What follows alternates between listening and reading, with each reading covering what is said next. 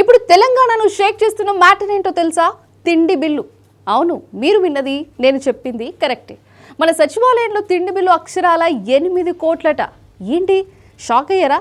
8 కోట్లకు ఎన్ని బిర్యానీలు వస్తాయి, ఎన్ని ప్లేట్లు ఇడ్లీలు వస్తాయని లెక్కలేసుకుంటున్నారా? పదండి, సచివాలయంలో జరిగిన ఈ మహా అన్న సమారాధన కథ ఏంటో, ఆ టీ కప్పులో మునిగిన కోట్ల ముచ్చట్లేంటో క్లియర్ కట్గా చూద్దాం.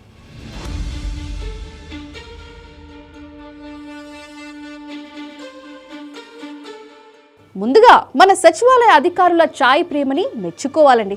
రికార్డులు బద్దలు కొట్టేశారు. లెక్కలు చూస్తే మైండ్ బ్లాక్ అవ్వాల్సిందే. ఒక్క అధికారి ఆఫీస్లో దాదాపు 8,000 టీలు, సిఎస్ ఆఫీస్లో 3,000 టీలు. రోజుకు 24 గంటలే ఉంటాయి కదా. ఒక ఆఫీసులో 8,000 కప్పుల టీ తాగారంటే అక్కడి పనిచేసే వాళ్ళు వాళ్ళ ఫైల్ మీద సంతకం పెట్టడానికి పెన్నులు వాడారా, లేక టీ కప్పులు పెట్టుకోవడానికి చేతులు వాడారా? అసలు అక్కడ పని చేసింది మనుషులా, లేక టీ నగర్ నుంచి వచ్చిన ఏలియన్సా? ఒకవేళ గాలిలో తేలే టీ కప్పులైనా కనిపెట్టారా ఏంటి అనే అనుమానాలు వస్తున్నాయి.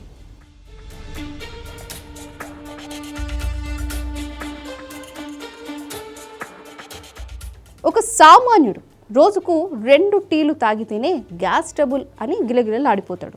మరి 8,000 టీలు తాగితే ఆ పుణ్యాత్ములకు ఏ బ్రాండ్ జెల్సిల్ సిరప్ వాడారో కూడా చెబితే జనాలకి పుణ్యమన్నా ఉంటుంది కదా. ఇక ఆ మెనూ చూస్తే 5 స్టార్ హోటల్స్ కూడా తల వంచుకోవాలి. ఉదయం ఇడ్లీలు, నెయ్యి దోశలు, మధ్యాహ్నం స్పెషల్ రైస్, ఈవినింగ్ బజ్జీలు, సమోసాలు, నైట్ మీటింగులుంటే స్పెషల్ డిన్నర్లు. అది సచివాలయం కాదు, 5 స్టార్ హోటల్ అని మించేలా అస్సలైన క్యాంటీన్ జాతర.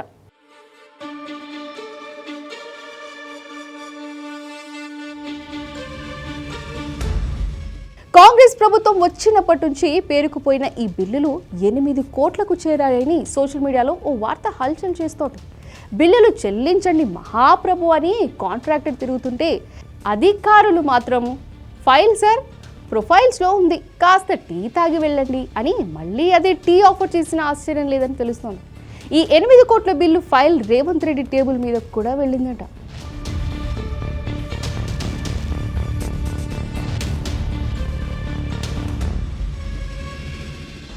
రేవంత్ కూడా ఏందయ్యా సచివాలయంలో ఆఫీసర్లు ఫైల్ తింటున్నారా, అన్నం తింటున్నారా అని ఆరా తీశారని తెలుస్తోంది.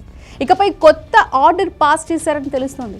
క్యాంటీన్ నుంచి ఛాయ్ రావాలన్నా, బిర్యానీ రావాలన్నా సీఎం ఆఫీసు OND అనుమతి ఉండాలట, లేదంటే సిఎస్ అధికార ఓచన ఉండాలట, లేకపోతే కాంట్రాక్టర్ సొంత ఖర్చుతోనే తిండి పెట్టాలి. అంటే ఇకపై సచివాలయంలో ఎవరైనా ఒరే అబ్బాయి 4 ఛాయ్లు తీసుకురా అంటే క్యాంటీన్ కుర్రాడు సార్ ముందు మీరు సీఎం సంతకం ఉన్న ఓచర్ చూపించండి, లేకపోతే చుక్క నీరు కూడా దొరకదని మొక్కం మీదే చెప్పేస్తున్నాడన్నమాట.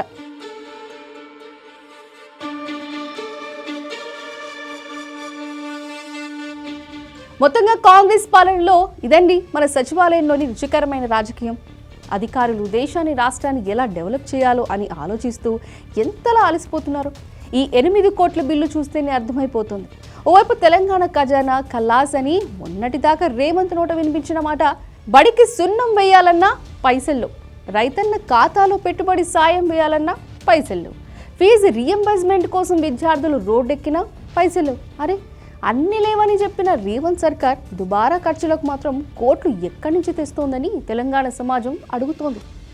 ఏదేమైనా ఆఫీసర్లకు మెదడుకు మేత ఎక్కువై కడుపుకు తిండి ఎక్కువైదైనా సెటైర్లు ఇప్పుడు సోషల్ మీడియాలో వైరల్ అవుతూ ఉన్నాయి. సో మొత్తంగా ఈ 8 కోట్ల బిల్లు వెనుక ఉన్న అసలు దొంగలు ఎవరో ఆడిట్లో తేలాల్సి ఉంది.